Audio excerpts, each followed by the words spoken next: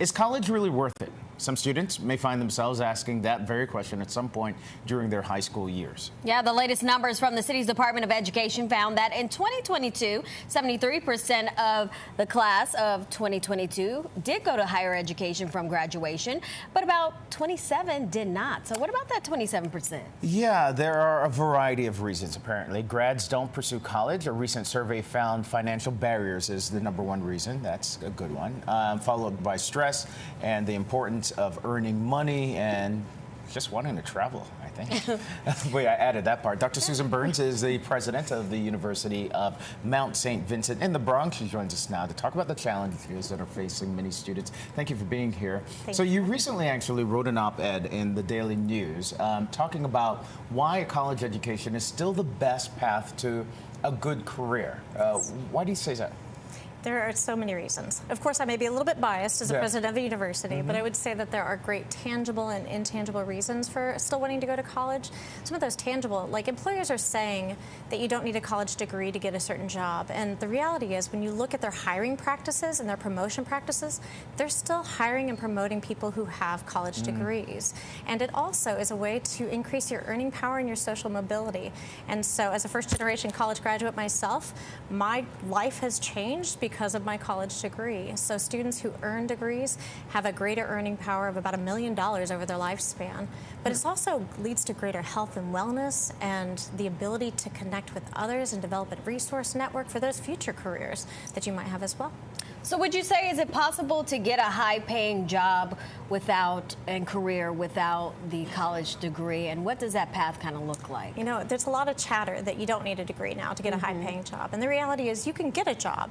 I may disagree whether it's going to be a high-paying job, but the reality is for you to have that happen, likely you need to have successful resources and to have a network that you can call upon to get that job. And so we are finding that students really still do need some kind of formal education, whether it be a 2-year degree, a 4-year degree, or some kind of strong apprenticeship. And so if high schoolers are thinking, well, I don't need to go to college, I want to travel, they might want to do some kind of an apprenticeship. But I'm still an advocate, even after that apprenticeship, that they consider college in the future as well. Now, this is an interesting trend because fewer kids are enrolling in colleges, and it's actually causing many schools across the country to close.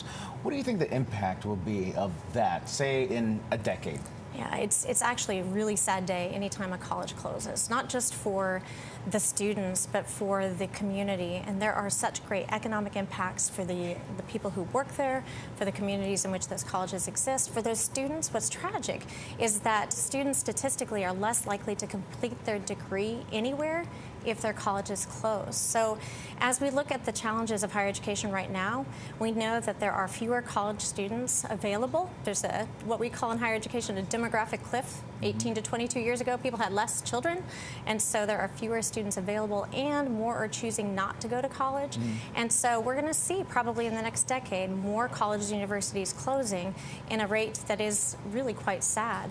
And it's those schools like the University of Mount St. Vincent that have been entrepreneurial and innovative that will continue to succeed. Real quickly before we let you go, do you feel that the popularity of social media and these jobs is impacting whether or not kids go to school? Because you're seeing these streamers and stuff who are multimillionaires and social media influencers. Yeah, you can be an influencer and still go to college, I want to say that as well. And it gives you the opportunity to not only think about what's your first job or career, but what is your next job or career. And so as those students who are considering being influencers, that may last for a while, and I hope for them that lasts for a long while. But when it doesn't, what are they going to do next? And so to provide them with opportunities, we still firmly believe that college is the best option for them. When TikTok goes away, what are they going to do? What are they going to do? Find a new platform, perhaps. Thank you for addressing that. Yes, Thank you, Dr. absolutely. Burns. Really appreciate your time. My pleasure. Thank you.